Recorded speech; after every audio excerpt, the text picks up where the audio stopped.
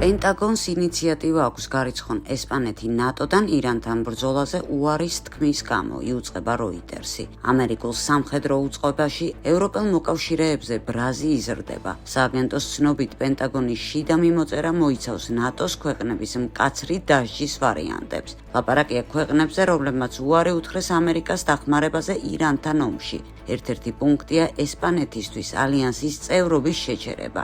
ესპანეთმა ვაშინგტონი განსაკუთრებით გააბრაზა, როდესაც აუკრძალა ამერიკელებს საკუთარი ბაზების და საჰაერო სივრცის გამოყენება ირანზე დარტყმებისთვის. მართალია ქვეყნის ტერიტორიაზე განთავსებულია 2 მსხვილი ამერიკული ბაზა, მაგრამ სოციალისტურმა მთავრობამ დახმარებაზე უარი თქვა. ტრამპის ადმინისტრაციამ ესპანეთით იმედგაცრუება გამოთქვა, რომლის სოციალისტურმა ხელმძღვანელობამ განაცხადა, რომ არ გამოიყენებს საკუთარ ბაზებს ან საჰაერო სივრცეს ირანზე შეტევისთვის, წერს როიტერსი.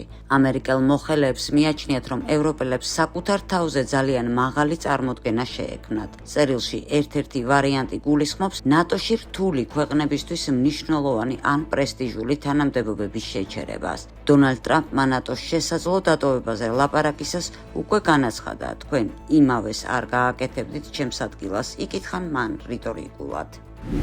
ევროპის ცენტრალური ბანკის ხელმძღვანელმა კრისტინ ლაგარდმა განაცხადა, რომ ევროკავშირს ჰორმუზის სრუტის ბლოკადის გამო საქონლის ნორმირება ემუქრება. სასუქების უმრავლესობა ჰორმუზის სრუტით გადის. ახლა ესეც საფრთხის ქვეშაა და ეს მნიშვნელოვანია განსაკუთრებით სამხრეთ ნახევარსფეროში, სადაც ახლა მწვავედ დგას სასუქების აუცილებლობა. ამას არ ვამბობ მხოლოდ სოფლის მეურნეობისადმი ინტერესის გამო. არ დაგავიწყდეთ, რომ მე ვიყავი საფრანგეთის სოფლის მეურნეობის მინისტრი თვენახევრის არამედ ეს მნიშვნელოვანია ახლა ჩემთვის, როგორც ცენტრალური ბანკის მმართველისთვის. თუ კი პროდუქტების ფასი მნიშვნელოვნად გაიზრდება, ეს არ იქნება მხოლოდ სურსათის ფასი, ეს იქნება ინფლაციის მოლოდინი, რადგან ჩვენ ვიცით, რომ ადამიანები განსაკუთრებით ყურადღებიანები არიან 2 რამის მიმართ: პროდუქტების დამუშავებულის თუ დაუმუშავებლის ფასების და საწვავის ფასის მიმართ. ამგვარად არსებობს 3 გვერდითი შედეგი იმისა, რომ ენერგეტიკულ სამყაროში ხდება. თუ კი შეფერხებები საკმაოდ დიდხანს გაგრძელდა,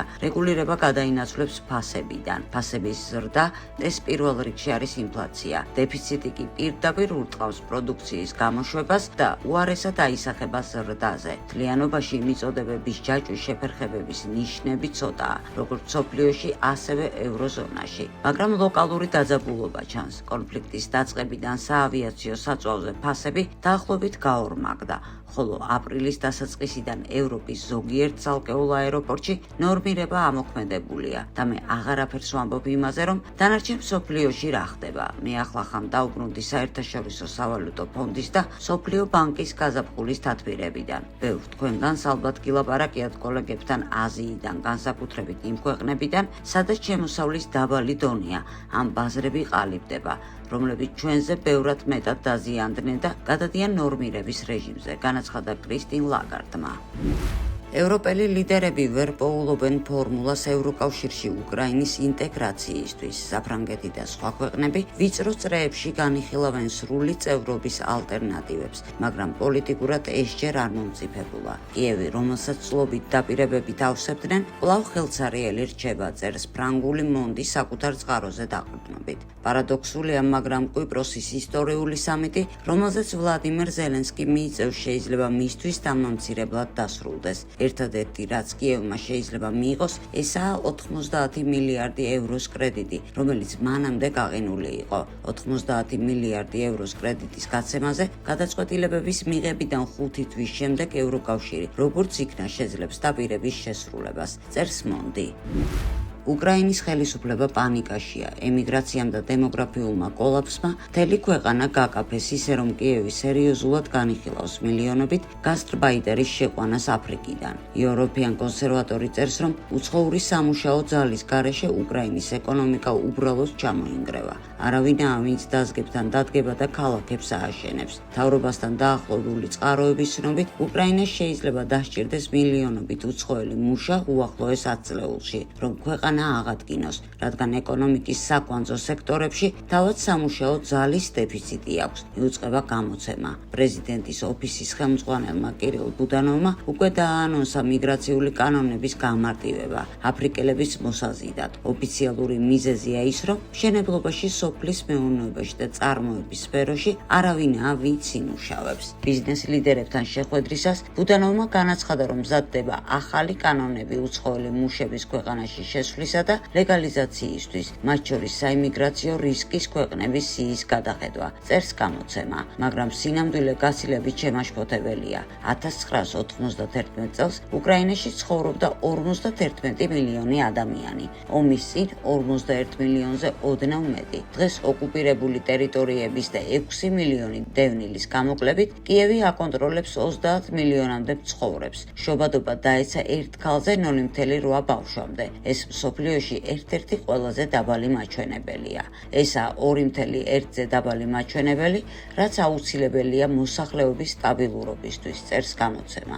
ესაა უკრაინის ევროპული არჩევანი. იმის ნაცვლად, რომ უაზრო კვლავ შეწყვიტოს და დააბრუნოს კაცების სახლში, კიევის რეჟიმი მზადაა ძირძველი მოსახლეობა, ჩაანაცვლოს მიგრანტებით აფრიკის უღარიბესი ქვეყნებიდან. სტატიის ავტორი სვამს კითხვას, თუ კი მილიონობით უკრაინელი დაიღუპა ან გაიქცა, ხოლო მათ ადგილს უცხოელები დაიკავებენ, მაშინ რა დარჩება უკრაინელი ერისგან? შედეგი არა უბრალოდ შრომის ბაზრის კორექტირება, არამედ ქვეყნის ხანგრძლივი და ღრმა ტრანსფორმაცია, წერს გამოცემა.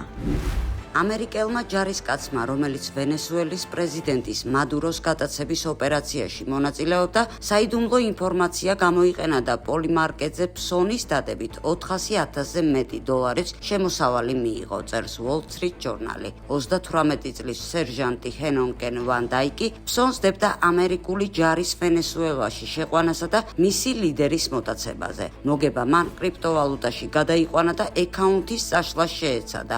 მას 20 წლამდე პატიმრობა ელოდება. Lufthansa აუქმებს 20,000 რეისს. მიზეზი ჰორმუზის სრუტის ბლოკადის ფონზე საავიაციო საწვავზე ფასების გაორმაგებაა. გერმანული ავიაკომპანია აუქმებს ევროპული მარშრუტების ნაწილს და დაახლოებით 20,000 ახლო მაგისტრალურ რეისს, რომლებიც ოქტომბრამდე დაიგეგმა. გადაწყვეტილება მიღებულია საავიაციო საწვავის ეკონომიის მიზნით, რადგან გადაზიდვები აღმოჩნდა დეფიციტის საფრთხის და ირანში ომის გამო ფასების მკვეთრი ზრდის წინაშე. ამ ცნობის ფონზე კომპანიის აქციები 1.15%-ით შემცირდა. რუსეთი G20 ოფიციალურად მიიწვიეს ამის შესახებ გაეროს შტაბ-ბინის შენობაში გამართულ პრესკონფერენციაზე, განაცხადა რუსეთის საგარეო საქმეთა მინისტრის მოადგილე ალექსანდრ პანინმა. როგორც მოსალოდნელია 20 ჯგუფის სამიტი, რომლის თავმჯდომარეც ამერიკის შეერთებული შტატები იქნება, გაიმართება მაიამიში 14-15 დეკემბერს.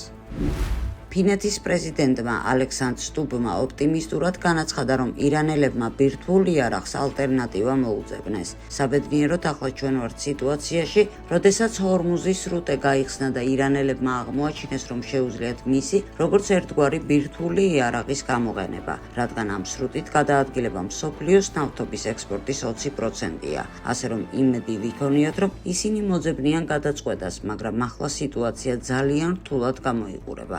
განაცხადა სტუბმა. სოციალურ ქსელში ვრცელდება კადრები, რომლებზეც როგორც ამტკიცებენ ვილინის ოლქში სამხედრო კომისარიატის თანამშრომლებმა მობილიზაციის დაქვემდებარებული კაცი სახლის სახურავიდან გადააგდო, რის შედეგადაც თავადაც გადავარდა. შემდეგ კი კომისარიატის სხვა თანამშრომლებმა ის მიწაზე ათრიეს. სალვადორში ბანდის წევრების წინააღმდეგ ერთ-ერთი უმსხვილესი მასობრივი სასამართლო პროცესი დაიწყო. სამშაბათ სალვადორის სასამართლომ დაიწყო დაჯგუფება M13-ის მარა სალვადრუჯა 486 სავარაუდო წევრის წინააღმდეგ საქმის კოლექტიური განხილვა. პროცესი მიმდინარეობს პრეზიდენტ ნაიბ ბუკელეს მიერ დანიშვნის წინააღმდეგ გამოცხადებული უკომპრომისო ბრძოლის ფარგლებში. პროკურატორის მონაცემებით ეჭვმიტანილებს ბრალი ედებათ 47,000 დანაშაულში, რომლებიც ჩადენილია 2012-დან 2022 წლამდე პერიოდში. მათ შორის მასობრივი მკვლელობები, რომლებიც ქვეყნის ისტორიაში სამოქალაქო ომის შემდეგ ყველაზე სისხლიან ეპიზოდად იქცა. პოლონეთის საგარეო საქმეთა მინისტრმა რადოსლავ სიკორსკიმ რეპერ კანიე ვესტს ფაშისტი უწოდა, თქვა, რომ მისი ადგილი ციხეშია და პოლონეთში შესვლა აუკრძალა.